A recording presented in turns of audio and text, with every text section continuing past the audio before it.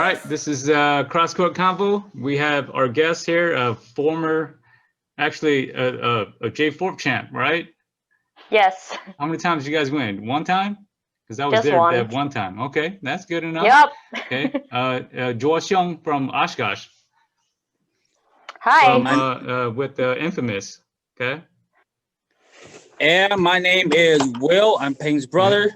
I'm just tagging along for the ride, man. I'm not an athlete. Are we gonna? We're just gonna jump right into it, Kate, Joel? Is that okay with you? All right. Yeah, Okay. that's cool. So during you had an extensive career in Hmong volleyball. So who made the biggest impact as far as a player? When I wasn't into volleyball at first, but my older brother, he got me into volleyball because he started playing volleyball, and we were big basketball people. But then once he started playing volleyball, he was like, he wanted me to like go in the backyard and pepper with him or set for him. So then that's when I started getting into it. Yeah. So he's made a big impact on the starting of my career. Come on, man, you gotta drop his name. Come on. Joua. He played for the original contenders. There you go. There you go. See? Shout out to contenders. Yeah, and then another person that really impacted my career was just one of my coaches from high school. Yeah. Like he just like, I think he saw that I had a lot of potential, so he always wanted me to be able to bring more to the table. So like he taught me like all the positions and like always bring in my 110% and all that. So he really pushed my career forward. Yeah. Talk about that. Talk about your up, up and coming, like in high school and everything. How did you get involved in high school volleyball? Actually, I played like just a little bit in middle school, and then I was like in high school, and then I was like the only person who could overhand serve in middle school. Damn. So it was tough. Yeah. It must have been a bad team, or you must have been really, really good. And she on another level. Okay. So then in high school, I had just tried out as a freshman, and then I ended up going to like the JV varsity volleyball tryouts, but I had I didn't know anything about volleyball. I just knew what to do, but I didn't know how to spike. I didn't know how to do any of that. So then I went to their tryouts, and they're like, they found out I was like a pretty decent passer. But then during my freshman year, I kind of played like all the positions. Like I would set a game, I would play middle a game, I would play outside and whatnot like that. And then towards the end of freshman year, I played a little JV. And then I didn't start getting into like serious volleyball till I was like 16, 17. That's when I started seeing that I had potential to be better. So then that's when I started to push myself. Were you still playing basketball during those years? Yeah, I did. I played basketball all the way up till sophomore year. Okay. Would you say that helped? It does. Yeah. I think because when my brother and I, we used to train, we would wear ankle weights and we'd go outside and play basketball. That's old school training. Yeah. That's old school training, man. And then I think that's how I got my hops from, just like going outside and doing that. Because growing up, other than that, we didn't work out a lot. Yeah, because growing up, like I see like our generation as like a Allen Iverson, because Allen Iverson, like he just goes and he just hoops. He don't lift no weights. He just want a ball. That's it. You know what I mean? Like that, and that's why like I was telling my son, I was like, this is why like I could barely walk every morning, because I ain't lift no weights, no nothing. You know what I mean? So it's like I can go out and play like 8 games of volleyball, but I cannot run on a treadmill. The treadmill, you don't really have anything to run for. You're just kind of like in a spot. You're just like, okay. Yeah. Put your TV on, and then it's just like, because you're not competing yet. You're not competing with somebody. Yeah. You know what I mean? Yeah. Jordan, talk about that coaching. Like, I noticed that if players have some coaching, you kind of like know, or you just kind of see more. You know what I mean? Like some of the volleyball players, who play in the Hmong tournaments, they don't have that formal coaching. Talk about the impact that made on you, like just being coached. Yeah, what's the advantage of that? I think it helps out a lot because like being involved in school sports and stuff, it's like all organized. Like I did not like HVB at first because it's unorganized, and there's like your teammates may show up, they may not, you know, like it's it's all over the place. Name drop. No. So like and like being coached from like people that know what they're doing, like they play the sport, they love it, it helps a ton. Yeah, it's like an extra set of eyes almost. Like oh yeah. So it like I play high school sports too, and volleyball wise, it's very systematic. You know what I mean? It's not like basketball, where basketball you can freelance, but volleyball, you have to like, it's all systematic. So it's nice to have a system to rely on and just work within that system.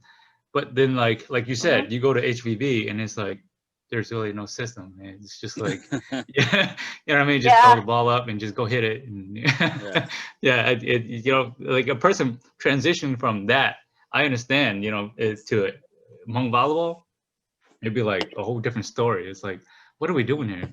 You know, do I go over here? Yeah. You know what I mean? So when you first started, go ahead. Like I was just saying, like everybody that played on Infamous, we had some sort of volleyball background. Yep. So like it was easy to build a system when we first played. Yeah. When you first started, like who's the player that you kind of like mirrored or took from, or because when I was growing up, you know, MDY, I took a lot from them because they were like the Hmong volleyball itself, you know what I mean? So who did you guys like? Who did you look up to, or it could be outside of Hmong volleyball? You know what I'm saying? I didn't care for a lot of Hmong volleyball like when I was first starting into it. So I was more of a like I looked at Logan Tom and Misty May. Oh, hey! I think. Yeah, I think they're like two of the best ever. So that's what I looked at. Yeah. Logan Tom, you guys don't know Logan Tom. She played USC volleyball, and I think she transitioned over to beach too, I believe. Yeah. I think both of them did the same thing. And she's a hottie. Boom. Take that. So what was your earliest like memory of Hmong volleyball?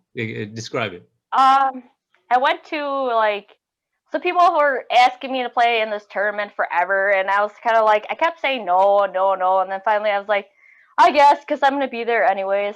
Yeah. So we ended up playing Chaos first game. Oh yeah, they were the dominant team back then. Yeah, they were scary. Yep. I feel bad for you. Wait, well, actually, what's up? What? We didn't do too bad. We didn't. Yeah, that's my first tournament. Yeah. Dang. First tournament, first game. We played Chaos, and but then they only had 4 players that showed up, so we actually almost beat them. Yeah. We were at game point, and then we lost. So I mean, it was nice to see that other people play, I guess, because I wasn't really familiar with the scene. Was that the team when you first started? Was that the badass team that you thought like, damn, that team is a badass team, or were there any other teams? SmackDown for sure. SmackDown. Oh yeah. Yep. That's true. The one for Wisconsin and for the Minnesota one. So who did you start off with? Your first team when you mentioned that was your first tournament. How old were you? I was probably 16, 17. Oh yeah. Yeah, I got late into the HUB game, so it was just a pickup team, just like girls from around here. So it wasn't like I never had a set team until way later on. So describe your when you guys won J4. Describe how you felt. Like leading into the finals, how'd you feel? So every year we've gone out to play J4. We would always take third. For us people who don't have that feeling, okay? so we would always take third, and then one year we did take second. And then that year we played, I remember like right before the game, we were all sitting around in our tent and just like listening to music and like hyping each other up because it was like this could be the year.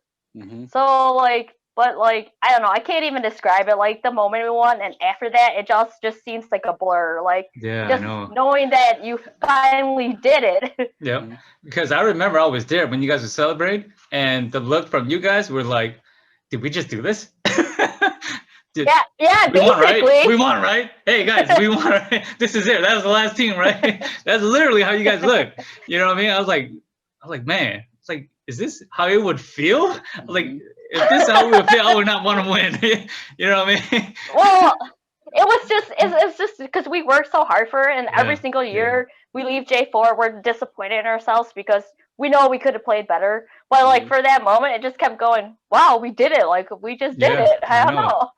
So for the people that don't know, when you were a legit all-around player, you were like a top hitter and you know what I mean? But when you guys won, you actually transitioned into setting. Yeah, you were setting. Yeah. So so all those years I was following you guys because my sister-in-law played with you guys. I always thought that you guys were great throughout the whole season. But when it came down to it, that you guys were lacking in passing. You know what I mean? So when you guys lacked in passing, and your setters at that time that you guys lost was never the most athletic. No disrespect to them. And when you transitioned, talk about the advantage of having you, even losing a great passer, losing a great defender, losing a great hitter, transitioning into setting.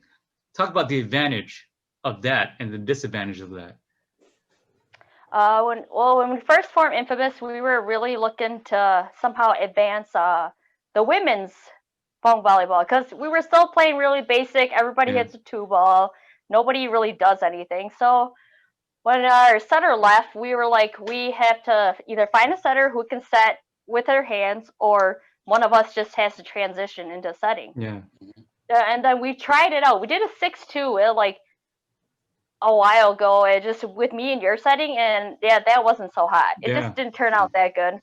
Even though you think that it would turn out good, but it was just the sets were too different. Yep. So then after that, we kind of made a team decision. It was like, whose sets do you like to hit more, either me or yours? And everybody was like, well, your sets are kind of good. And I was like, I guess. Are you serious? Like a top champion team, just like you guys made a decision that way. Hey, who wants to set? I do, I guess. I thought it would have been much deeper than that. It's like all strategic. No, that was see the stats say.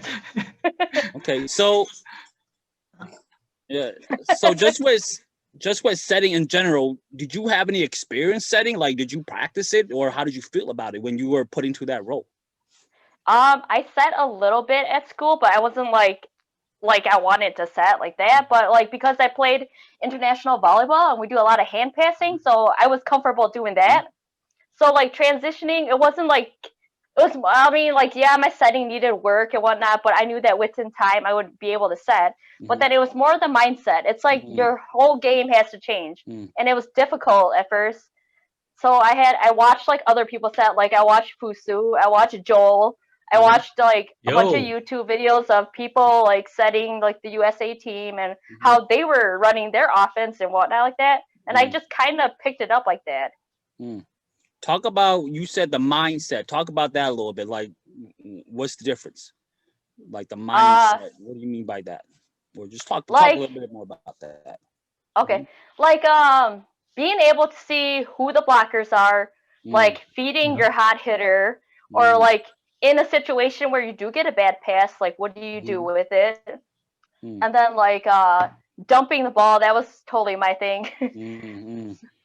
So I guess like being able to put the ball in the best position for your hitter to be able to do something with it. So I feel like even though when you transition into setting, I feel like even though you guys took away passing, you guys kind of felt like you guys accepted that you guys might not be able to pass, but you guys accepted that you would be able to chase it down and set it. So Can you talk about like how that move made you guys so like virtually unstoppable? Well, yeah, I did suck because I Because wish I could pass for myself. no, because what I'm saying is it's not like you weren't able to hit. You get what I'm saying? Like you were a dominant hitter, but then to take a dominant hitter and go set and then see that team even excel at a higher level, it's like that doesn't happen a lot. You know what I mean? Yeah. So I think it was just like I like eventually accepted that I wasn't gonna always get a good pass, and I'm gonna have to do something with it. But being able to like see that from being a hitter, like if you're a hitter, you should be able to hit anything, you know, do something with the ball. Like, and I just knew that even if I was gonna get a bad pass, I had options to set back row. I could throw a 10 ball somewhere. Somebody's gonna go and hit it. It just has to be a decent pass. That's it. So would you say they trusted that you were going to get there and get them a decent set? Yeah, it was. Yeah. They did trust me a lot, and which like it was hard at first, but then like I grew used to it. So yeah, because honestly, you guys didn't have bad setters before that. You know what I mean? Yeah, we had pretty good setters, but we just couldn't. We like our skill set when we first fought Infamous was to start running shoots, to start running ones, to do all that stuff. But with our options of settings we had, we just could never do it. Yeah. Even though we all could hit a one or we all could hit shoots, but we just didn't have that person to do it. And that goes to the evolution of the female game, because back then you wouldn't even talk about all those shoots and all these plays. Just talk about how your mindset when you brought your setting skills in. Talk about how you want to implement all those. Did you guys practice any of those plays? I mean, I'm not sure where everyone lived during that time. Did you guys get together and practice like every day, you know, or did you guys just kind of just went with it? We did not live around each other at all. We had like Linda lived in Milwaukee, King was like in Madison, and then Yer actually came to Oshkosh, so we lived together, but we played here and there, but we never had like an official team practice like ever. It was like I was always there with like one or two people, and we kind of just worked it out playing at like an open gym, or we went down to Epic and played fours. It was just stuff like that. So it's obvious. Go ahead. I was just saying that, and like for us, we just wanted to be able to hit faster balls and hit shoots and like stuff like that. So when I first started like learning how to set that, it was a lot of communication. Like every time I set it, I'd be like, "Oh, how was that set?" And like they would tell me like, "No, that was too low." And then you just kind of have to keep talking to each other, and I gained confidence in setting those sets. So for all the young kids that like think that, you know, all the clout comes from hitting, right? Because you were a dominant hitter and you knew like mentally how to dominate. As a setter, how do you dominate? Like, how did you dominate? Because you were dominant as a setter. How did you dominate? I always want to be an offensive threat no matter what. So like jump setting was a thing for me that I did a lot.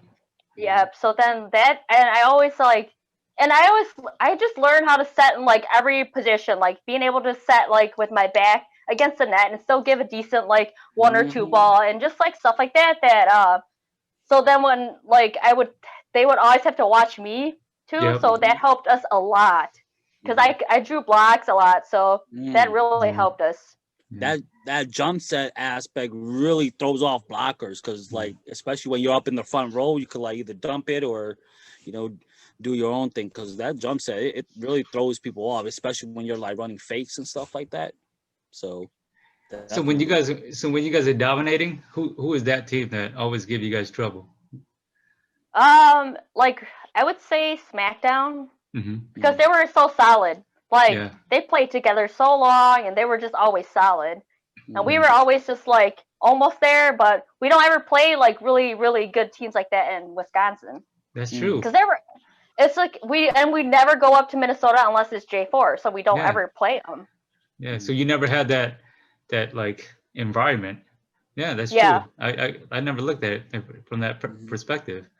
Yeah. Can I just ask you? Let me revert back to that game when you guys won that championship. Can you describe how it was? Was it like back and forth, or was it like pretty dominant? How was that game? How was that atmosphere? So we played that team, and so we ended up playing NC Fusion for the championship game. But we played them. They were in our bracket. We played them the first day, and we both split.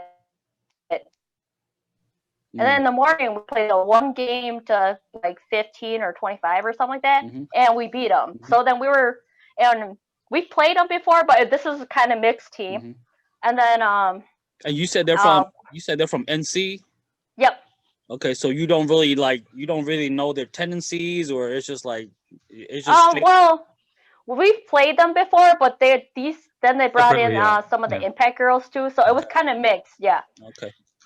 But the funny thing is we played in the center court and they raised the net. And all of us, we played on a higher net, so we have no issue with that. But that they struggled with that a little bit. So it was easier for us to be able to hit and do stuff still because we're all used to, like, whenever we were to like play at the park and stuff, we always put the net higher because tournament nets are going to be low. Yeah. So I feel like you guys should have won multiple J4 because you guys were, like you said, the team that gave you guys most issues, SmackDown. Typically, the years that you guys lost was against SmackDown. Talk about the emotions of losing and the emotions and what, like, how did you guys recover and just like kept at it and just like, it's okay, we lost. Like, how do you do that? Like,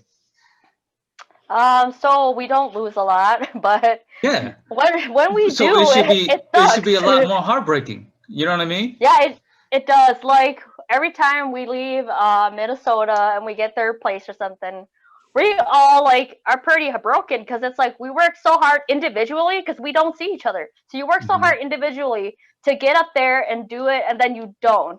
So then we usually like we'll text each other, we'll talk about how disappointed we are and that we could have performed better and whatnot. And then we let that go for a good month or two, and then we get back right at it. You just have to give yourself the space, and then you have to get back into training and hoping next year is going to be better. For a lot of people that don't know, J4 is dead smack in the middle of the season, so you still got like a lot of season to go. So it's not like over.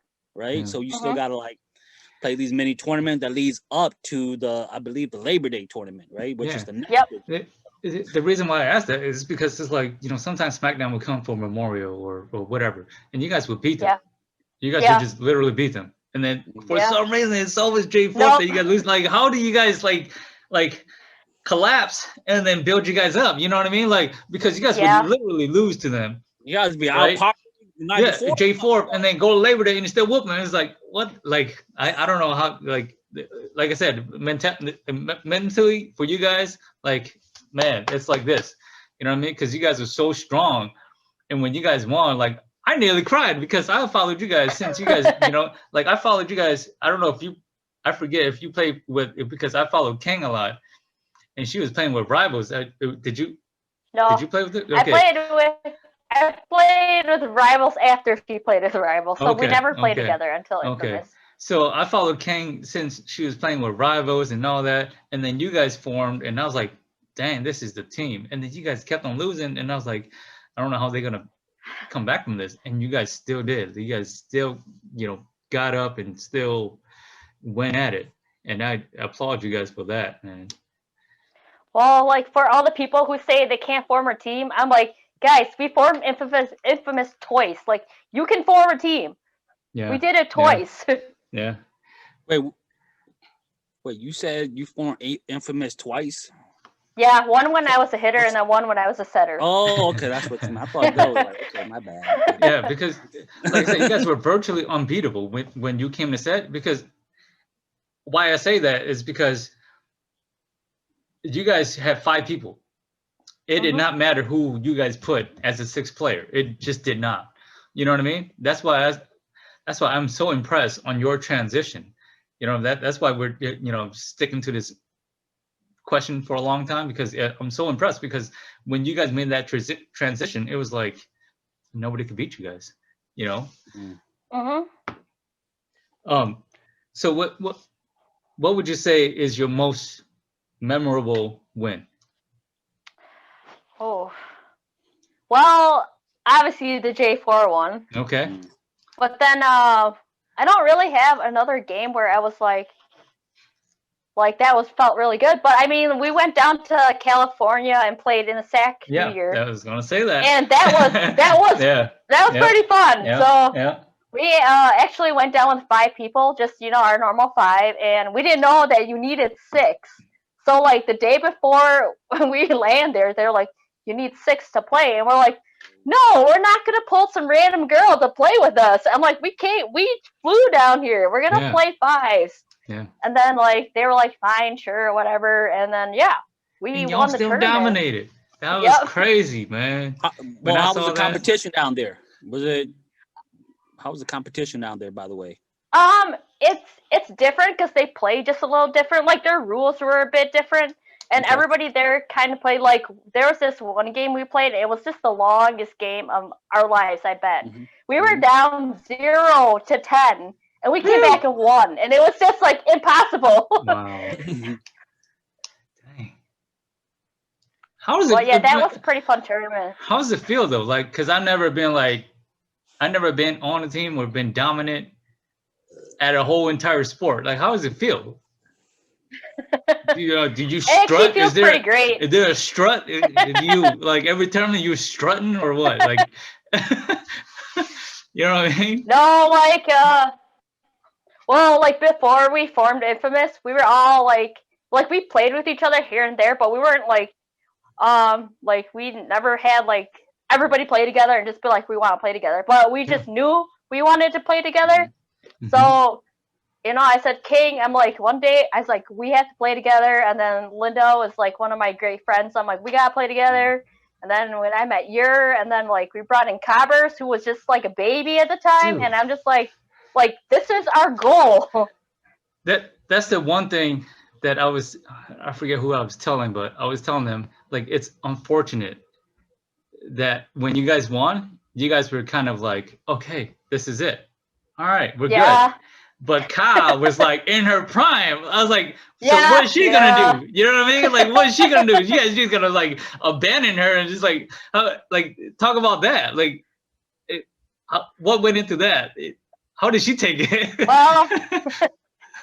Well, because like after that, we kind of were like, oh, do we want to keep playing, or like everybody's like, we should start settling down and whatnot like that. So like I know Cobb was in her prime, but then I think she hurt her shoulder just like a little after that. So then she was kind of laying off, and then we're like, well, do we really need to play anymore? We kind of did it all. That was the ultimate goal. You guys reached the pinnacle of your basically career. So tell me what happened when you guys won that year, and then when you guys had to go back and defend it. Did you guys ever get a chance to go back and defend it? We actually did not go. Like, something happened that year. I don't remember, but I didn't play. Okay. Linda didn't go up, so then they played with a bunch of the Minnesota girls, I think, and they got like second or third too. Okay. So we didn't get to defend it. And then the following year after that, not really. No. Okay. Because then J4 just becomes a thing where everybody brings somebody who's 6 foot, and gotcha. That just disadvantage. And you know what? I'm glad we played a Hmong team in our championship game. So gotcha. So we're winding down here. We're gonna hit the quick hitters here. Okay. So all 5 players, past or present. Past or present, don't matter who, that you would have loved to play with. I already played with my 4. So 2 other people that I really would love to play with is Gown from SmackDown. Beast. Yeah, we've been talking about All-time trying to great. play together. I don't care, a man or woman, all-time great Hmong volleyball player. Yeah. I agree. And then I guess Zoe from Impact. Ooh. I played with her two Yep. sisters, but I didn't get to play with her, so I guess Okay. that'd be my second one. That's about it. She was like unprecedented. When she came up, it was like, why is she running a 1? Like, what's going on here? She's pretty damn good. Yeah. So 5 teams, past or present, that you wish that you guys didn't play with, that you wish you would have played against. We never actually got to play against Impact because they were at the end of their career, and then when they came up, they didn't make it. Right? Yeah, they didn't make it to finals, so we didn't get to play them. And then I guess you could say the original Chaos, we never got to play them too. That would have been fun to play. I would have been freaking front row. I was like, man, I would have watched that. That would have been nice. That would have been nice. Yeah. You ready for this one? I'm you nervous. Ready? You know what it is. It's coming. So, you the coach, okay? You get to start one, bench one, and cut one. Okay? You ready? Gown from SmackDown. Michelle from NC, right? She's the younger chick. Yep, right? Yep. That's dominating right now. And Zoe. Oh, dude, that's so hard. Let's go. You're the coach. Who are you gonna start? Who are you gonna bench? And you gotta cut one.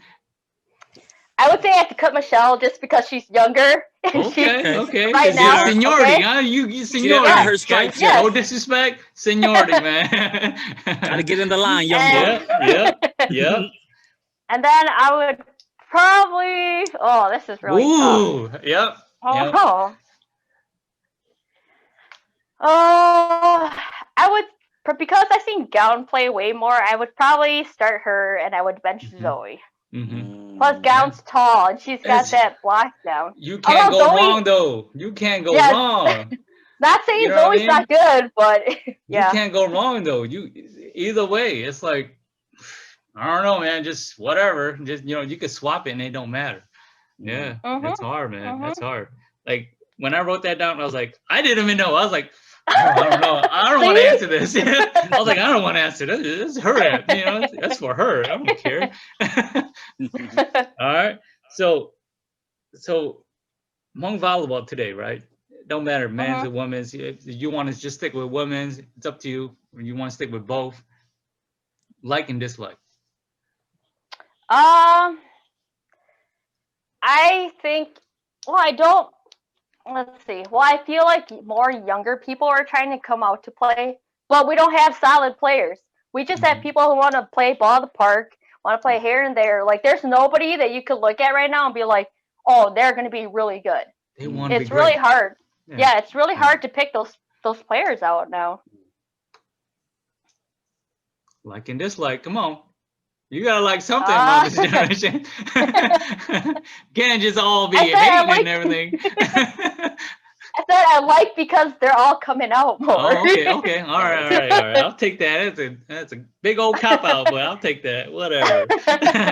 All right. So, last couple questions. How has your success, right, and Hmong volleyball help evolve you in your personal life? Actually, it has helped me tremendously. Like, the friendship and like the family that I've gained from playing volleyball. Like, I don't miss volleyball itself right now. I just miss the atmosphere. Like, going there, seeing everybody catching up. Like, I miss that. And like, then you start like making you start networking, and a lot of people, and it's like, oh, I need to find a house. Who can I call? Too long, like. It just right. Shout out.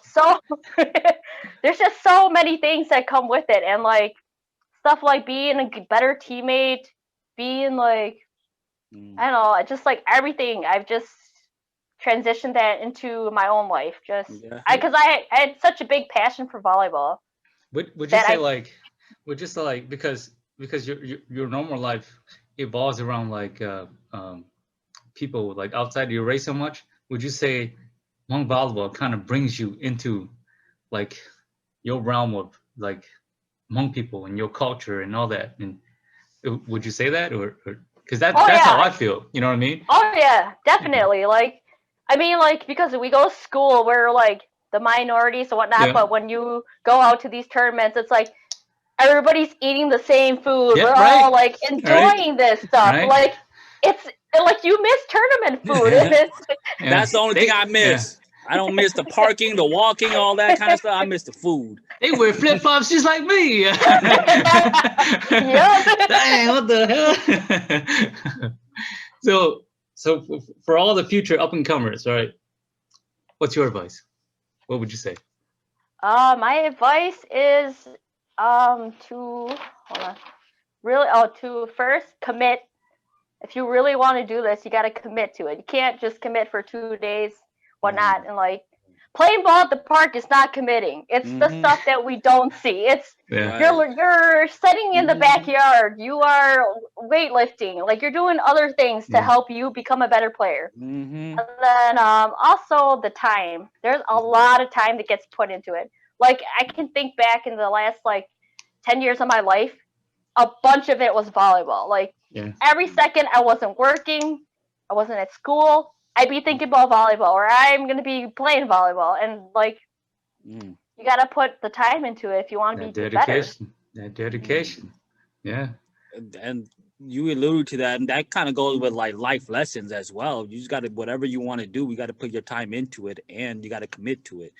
So that's a definitely like life lesson for all the young folks listening to this who are trying to like come up in life or whatever. Put your time and effort. It seems that's what George pretty much said right there: time, effort, and commitment. Yeah, that's basically why we were so successful as a team. And you know what? Like for you guys to live separately, and for all you guys to be on the same page, that's like freaking awesome, because you got people, you also have teams that have people living in the same block and they don't even commit that much. You know what I mean? So just for you guys to all come together like that, that's just like crazy. You know, just having thinking back, I'm like, we were the only team, because like Impact and SmackDown, they're either cousins or sisters or something. I'm like, we're the only team that did not eat, sleep, and play volleyball together, and we somehow were able to do it. And like you said before, that's probably something you miss. You don't miss the game so much, but you miss like being around that atmosphere, around like your friends and just the people that you meet. And that goes a lot. I hear a lot of like sports talk and stuff when players retire. They don't really talk about the game that much.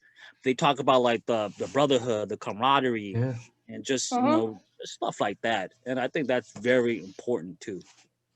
Yeah. So. Well, there you have it, man. Just one of the greatest, not even women's, not even men's. It's one of the greatest Hmong volleyball players in the sport. Joua Xiong, thank you for joining us. Thank you, guys. If you stick around, we got a couple things going on, but there you guys have it. Feel like I'm floating through the air. The pain I felt is pain.